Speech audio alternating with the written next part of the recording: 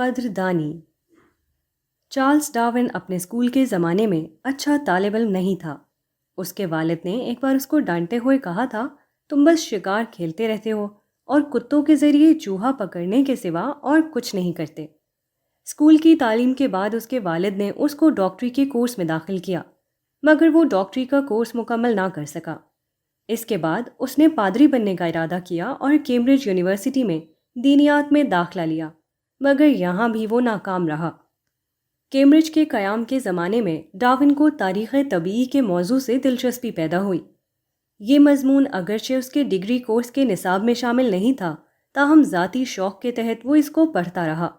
تاریخ طبیعی اور علم طبقات الارض سے دلچسپی نے ڈارون کو پروفیسر ہینزلو تک پہنچایا۔ پروفیسر ہینزلو نہایت علم دوست اور وسیع الظرف آدمی تھے۔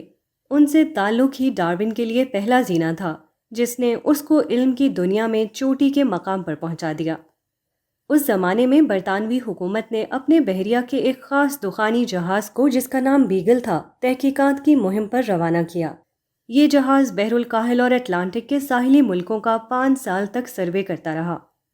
پروفیسر ہینزلو نے اپنے ذاتی اثرات سے کام لے کر ڈارون کو اس جہاز میں جگہ دلا دی۔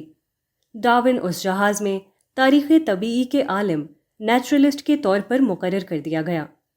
اس طرح اس کو موقع مل گیا کہ دنیا کے مختلف حصوں کا عملی مشاہدہ کر سکے۔ ڈارون اس وقت بطور خود بیگل میں جگہ نہیں حاصل کر سکتا تھا۔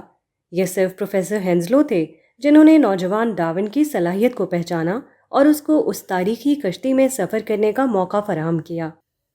اس 5 سالہ مدت میں ڈارون نے مختلف ملکوں کو دیکھا اور سواحل پر واقع جنگلوں اور پہاڑوں کے سفر کیے۔ کہیں پیدل اور کہیں گھوڑے پر وہ میلوں تک اندر گیا اور ہزاروں کی تعداد میں مختلف قسم کے پودوں اور جانوروں کا مشاہدہ کیا اور ان کے نمونے جمع کیے۔ ساتھ ہی اس نے پتھروں میں محفوظ مختلف جانداروں کے باقیات یعنی فاسلز کا ذخیرہ بھی اکٹھا کیا۔ اس سفر کے مشاہدات سے اس نے بہت سے نظریات قائم کیے، مثلاً یہ کہ مختلف اقسام کے جانور ایک دوسرے سے الگ ہونے کے باوجود بہت سے پہلوؤں سے باہم مشابہت رکھتے ہیں۔ اسی طرح یہ کہ کوئی جاندار جس ماحول میں رہتا ہے وہ اس ماحول کی مناسبت سے اپنے آپ کو ڈھال لیتا ہے، وغیرہ۔ بنیادی طور پر یہی وہ مشاہدات تھے جو مزید مطالعے کے بعد ڈارون کے نظریہ ارتقاء کی صورت میں ڈھل گئے۔ راقم الحروف ذاتی طور پر ڈارون کے نظریہ ارتقاء کو سراسر وہم سمجھتا ہے جس کا حقیقت سے کوئی تعلق نہیں۔ تاہم ڈارون کی زندگی میں یہ سبق ہے کہ بڑوں کی قدردانی کس طرح چھوٹوں کو آگے بڑھاتی ہے اور ان کی صلاحیت کو نمایاں ہونے کا موقع دیتی ہے۔ جس معاشرے میں بڑے لوگ جوہر کی بنیاد پر افراد کی قدردانی کریں، وہاں افراد ترقی کریں گے، اور جہاں ایسا ہو کہ وقت کے بڑے لوگ صرف اپنے حاضر باشوں اور خوشامد پرستوں کی قدر کرنا جانیں، وہاں افراد کی صلاحیتیں مرجھا کر رہ جاتی ہیں۔ ایسا معاشرہ کبھی اعلیٰ ترقی تک نہیں پہنچ سکتا۔ ڈارون کی زندگی کا ایک اور واقعہ بہت سبق آموز ہے۔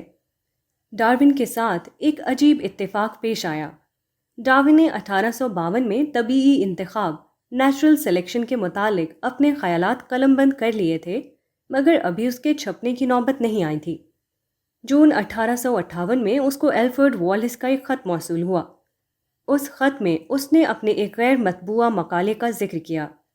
اس مقالے میں اس نے عین وہی بات لکھی تھی جو ڈارون نے اپنے مقالے میں لکھ رکھی تھی۔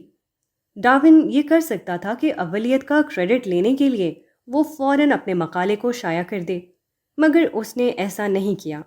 اس نے یہ منصوبہ بنایا کہ وہ اپنے اور والیس کے خیالات کو ایک مشترکہ مقالے کی صورت میں لندن کی سوسائٹی کے سامنے پیش کرے تاکہ یہ نیا نظریہ لوگوں کے سامنے زیادہ طاقت اور اہمیت کے ساتھ لایا جا سکے۔ چنانچہ 20 جون 1858 کو ارتقاء کا نظریہ ایک مشترکہ مقالے کی صورت میں لندن کے اہل علم کے اجتماع کے سامنے پیش کیا گیا اور فوراً ہی اہمیت کا موضوع بن گیا۔